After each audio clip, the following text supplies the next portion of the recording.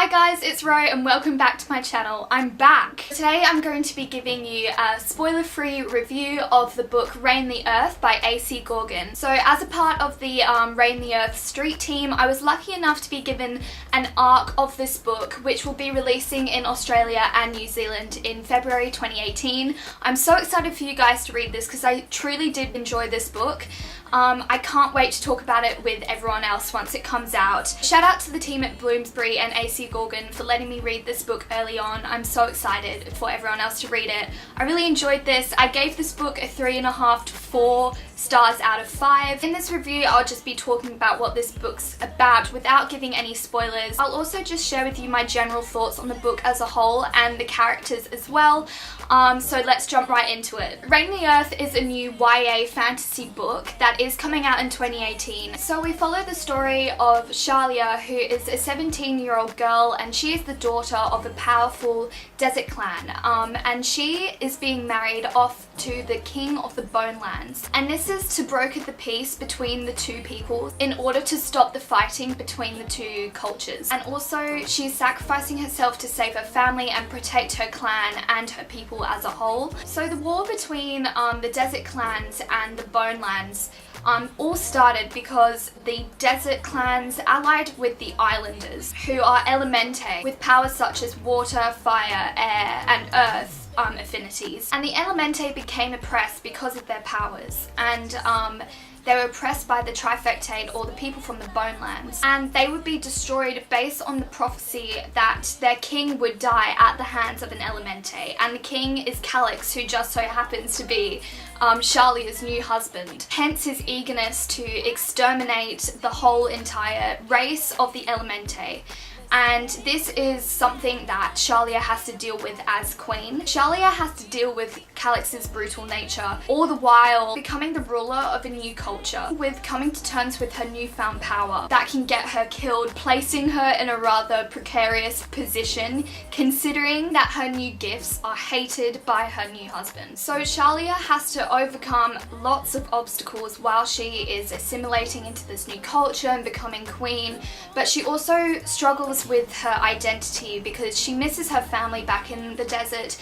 She misses her culture back in the desert. So we follow her along while she is trying to come to terms with finding her new identity, I guess, and reconstructing herself as becoming a leader, while dealing with Calix, who is a very complicated, complex male character, and we definitely see through Shalia's eyes that he has a lot of issues. And throughout this book we see the conflict between the Resistance and the Bonelands, and this obviously becomes a major plot point that Shalia and Calix's commander / brother have to deal with. So overall, I really appreciated the themes that were discussed in this book and that we got to experience through the character of Shalia. And some of these themes were very substantial, including overcoming emotional abuse, also patriarchal societal pressures, and the major theme that I absolutely loved in this book was the power of compassion and love for family. And I must say it was quite refreshing to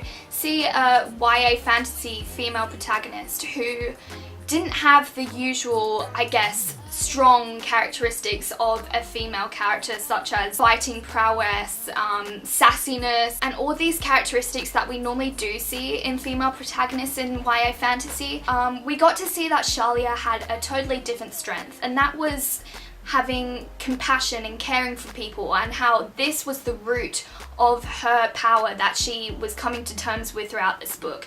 And that is something I really appreciated, and I have to thank AC Gaughen for demonstrating this. And I really think we need to see a more variety of different strengths that women can show in YA fantasy, and books with female protagonists at the centre front as a whole. And the strong presence of family in this book and its importance to Shalia really makes it stand out for me, because this is something we rarely see in YA fantasy, because normally our protagonists are orphaned or have no family, and that becomes part of their arc in the sense of their character development throughout the series or book. It was just really refreshing to see that it was her love for her family and the presence of her family that led to Shalia's development, and I absolutely love that. And if you guys are interested in that, I'm sure you'll absolutely love this book. In saying this though, I was quite frustrated at times because Shalia does come across as sort of a passive character in this patriarchal society that she is to be assimilated into, I guess. But be patient, because this ultimately leads to her development as a whole. And throughout her arc of this book, Shalia squashes perceptions of how men perceive her and the protectiveness of her brothers and men surrounding her regarding her purity, I guess, and her relationship with her husband. But be patient, this shapes Shalia's character, and I love how Shalia stands up to the men who have perceptions on her character basically because she seems inferior because she is a woman. And I absolutely love that, and it definitely added to her character development as a whole, and I think readers in particular will really appreciate that. There were some absolutely fantastic quotes regarding that and her standing up against these patriarchal pressures, and I'd love to share them with you guys, except some of them are pretty goddamn spoilery. I will be discussing these quotes in my Goodreads review, so if you guys would like to see that, just click on the link below. I've put it down there just so you guys can check it out if you would like. So I definitely recommend this book if you are looking for a character arc or development that has a pivotal, familial, supportive presence, because it is something we don't really see in YA fantasy, and I think that would be really refreshing to some readers. So if you guys are interested in that, I do recommend this book. Also, I'll just have to add that the world building is pretty fantastic, and AC Gaughen's descriptions of the clothes, the culture is absolutely beautiful, and I really did love that, and that was definitely a highlight of this book. If you also love seeing awesome character development, I definitely recommend this book, and a female breaking out of patriarchal societal pressures. So if you guys are interested in this and it sounds like the book for you, definitely give this one a go. Add it to your to-read list on Goodreads. I can't wait for you all to read it in February, and I think for the US it's coming out January 30th, 2018. So look out for that. I hope you guys enjoyed this spoiler-free review of this book. Definitely keep an eye out for it and share your thoughts when you guys get a chance to read this too. I'd love to hear them. Thanks so much for watching this review, and I'll see you guys later. Bye! I am going to be reviewing Crystal Storm by Morgan Rhodes, and this is the 5th book in the Falling Kingdom series.